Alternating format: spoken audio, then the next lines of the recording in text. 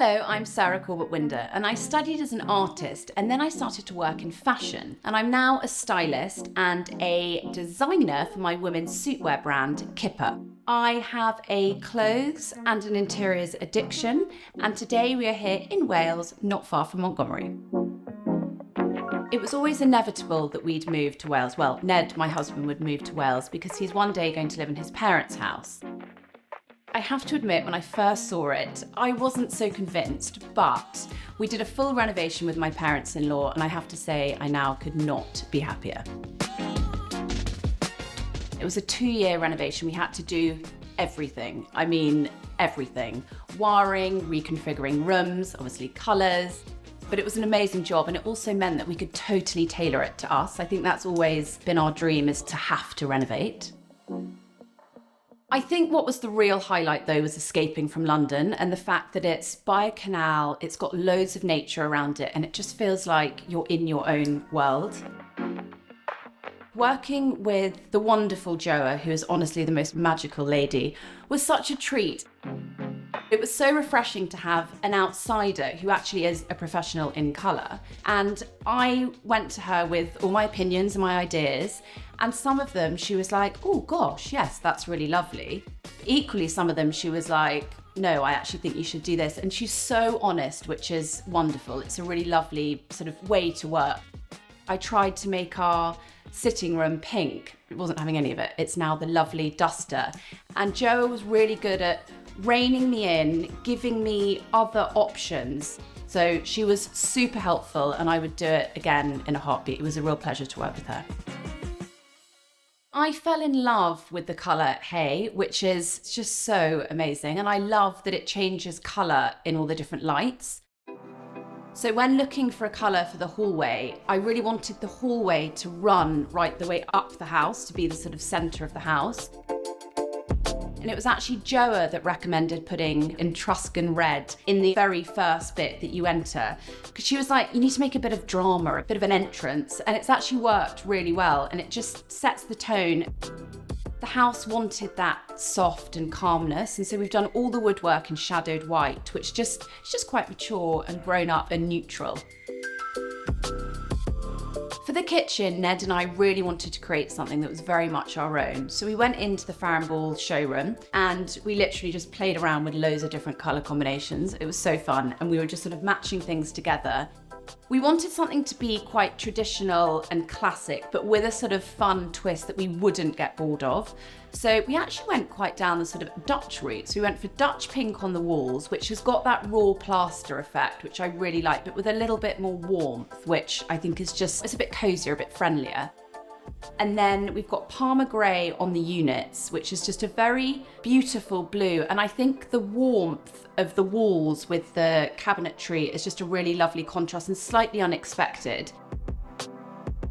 And then we added a singed red island just to sort of tonally set it. And actually that was Joa's idea. I think I'd originally thought it should be cola, and actually it was too heavy. And actually the singed red just lifts everything. It was actually Ned that really wanted an unexpected pop. He was actually gunning for Charlotte's locks, but we settled on Danish lawn, and we've sort of used that thread throughout. So it's inside the cupboards, on the chairs, and it scared me to start with, but I have to say, I now really love it. And I think sometimes it's good to feel uncomfortable and push yourself.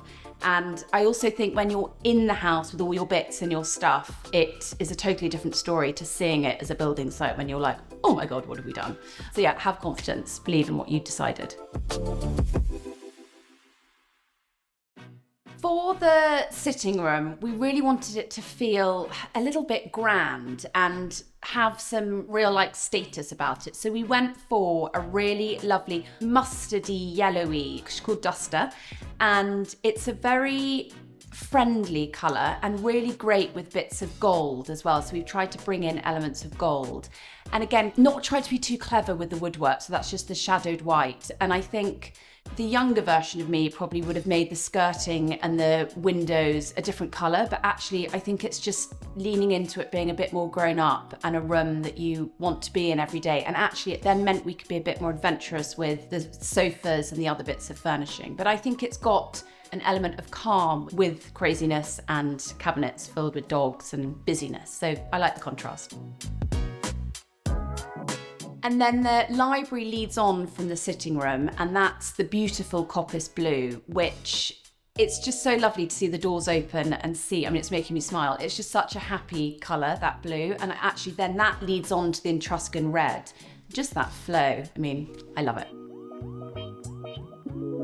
As well as being a clothes and an interiors addict, I'm also a striped addict, as you can see, double stripe today. So it was inevitable, / I really wanted our son's bedroom to be in stripes. So we went for your classic yet playful tented stripe in the blue, and we did it going vertically in his bedroom and then horizontally in his bathroom, which I think is just a nice subtle change to separate the rooms. His bedroom is green, blue with a few pops of yellow. It's a sort of classic yet playful take on a boy's bedroom. I wanted him to enjoy it as much as we can enjoy it. You know, we are also in there a lot. A girl's dream, or when I was younger, was always to have a pink dressing room, playroom. So I thought I'd be really kind and give it to our two daughters. So they've got the beautiful scallop in their dressing room. And it's a very pretty, I feel there are so many pinks, but it's a very, very pretty, soft, just a very beautiful pink. And it's very girly. And then we've offset it with lots of red, which I think just boosts it and sort of brings it all to life.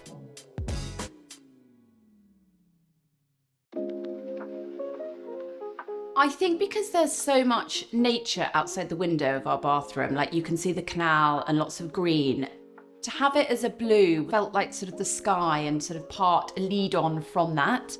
And I really wanted our bathroom to feel calm, soft. And so we went for light blue, which is the most amazing colour that changes so much with the light and what you put with it. And then I wanted it to feel really fresh. And so we did all the joinery in there is in white tie, which is just a little bit brighter and lighter. And it lifts, I think, everything and just makes it just feels like you want to just go and like zen and just be in there. I feel that a house is never finished and it's a never ending project, which is what I really, really love. The more you give it, the more it gives back. And I think you can really feel a house when it's filled with memories. And I'm looking forward to going on our travels, adventures, and collecting, whether it be a postcard, a rock, or an objet, and bringing it back. And I think that's what really, really creates a home. A house is a forever work in progress. And that's what I really love. And I love it even more because we get to live in it. Thanks for coming. And I hope you've enjoyed Wales. Come back soon.